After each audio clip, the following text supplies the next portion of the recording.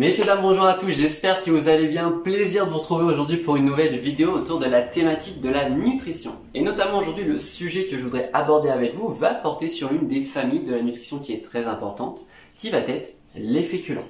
On va venir donc parler des féculents sur différents points, de leur composition, mais aussi de leur but pour notre organisme. Donc pour commencer, qu'en est-il des féculents ? Les féculents donc vont être des aliments ou des produits qui vont être riches en glucides, donc qui vont nous apporter de l'énergie. On peut ainsi faire la comparaison à une voiture, donc les féculents peuvent être comparés à l'essence d'une voiture. Donc ainsi, la consommation de ces féculents va nous permettre de nous apporter de l'énergie pour avancer tout au long de nos journées, donc pour répondre à nos besoins, mais aussi pour répondre aux différentes activités physiques journalières. Donc, cette famille des féculents est composée de différentes parties et c'est ce qu'on va voir juste maintenant. Donc, pour commencer, les féculents vont avoir un sous-groupe qui va être nommé les céréales. Donc, les céréales, tout ce qui va être blé, orge, sel ou encore des pseudo-céréales comme le quinoa. Il y en a d'autres, bien sûr. De ces céréales, on va pouvoir obtenir des produits dérivés, comme le pain ou des produits de panification, les biscottes ou encore pain grillé et autres. On va aussi avoir donc dans les sous-groupes des féculents les tubercules, tout ce qui va être pommes de terre, patates douces et topinambours. Et enfin pour terminer, nous allons avoir aussi les légumineuses, donc tout ce qui va être lentilles, pois chiches, haricots rouges et les fèves notamment, les fèves qui sont de saison actuellement. Les légumineuses ont cet avantage donc d'apporter de l'énergie par les glucides, mais aussi d'apporter donc des protéines qui vont permettre la bonne construction de notre corps et de notre organisme, mais aussi d'apporter donc des fibres, vitamines et des minéraux pour permettre une bonne régulation de notre organisme. Donc c'est pour ça que les légumineuses sont intéressants à consommer et c'est pour ça qu'on préconise d'en consommer au moins 2 fois par semaine.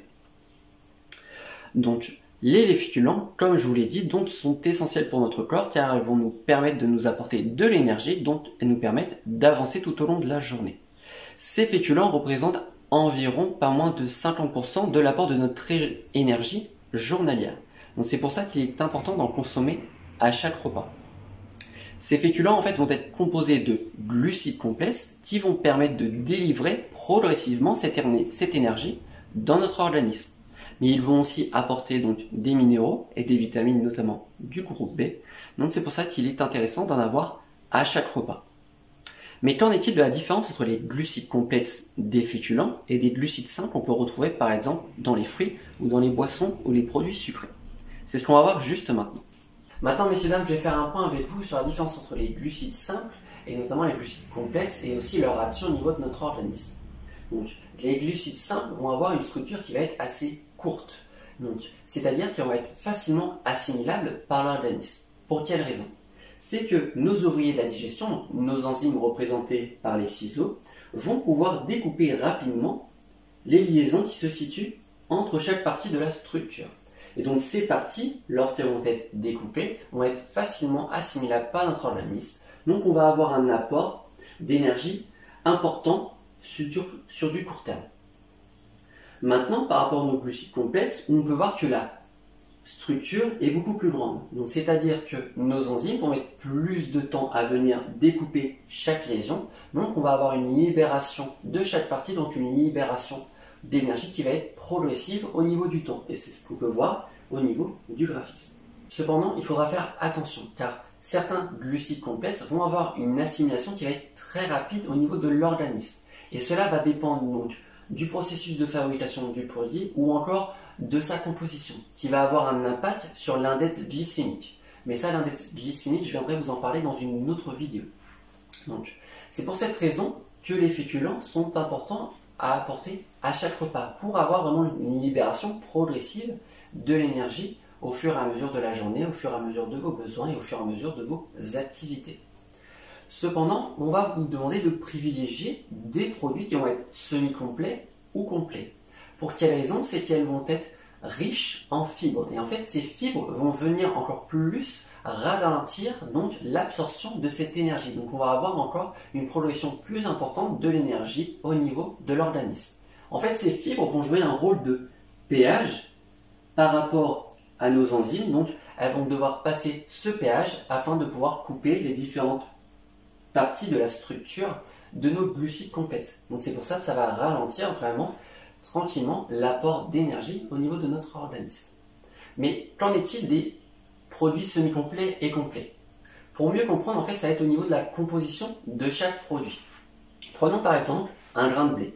Le grain de blé va être composé de 3 parties, l'écorce ou encore le son, l'amande et enfin le germe représenté en vert juste ici.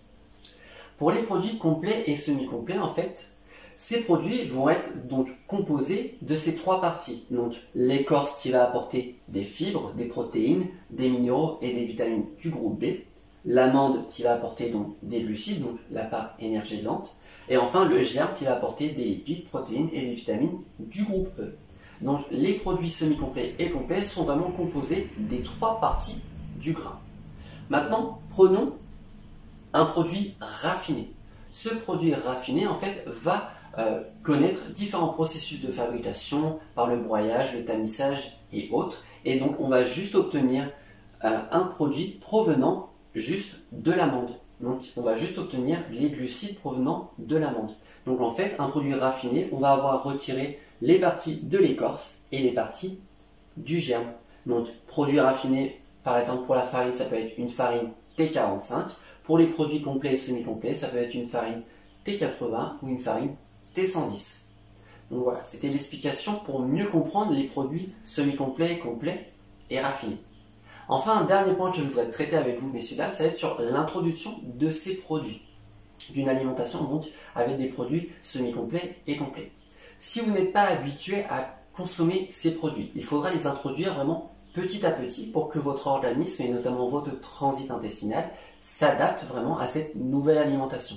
Car s'il y a un apport important en fibres, comme il y a donc dans les produits semi-complets et complets, ça peut provoquer des troubles au niveau du transit intestinal.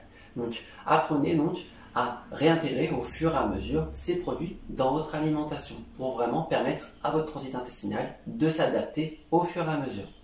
Donc voilà, messieurs, dames, j'espère que cette vidéo sur les féculents vous aura plu. Je vais vous souhaiter une très bonne fin de journée et surtout, prenez soin de vous.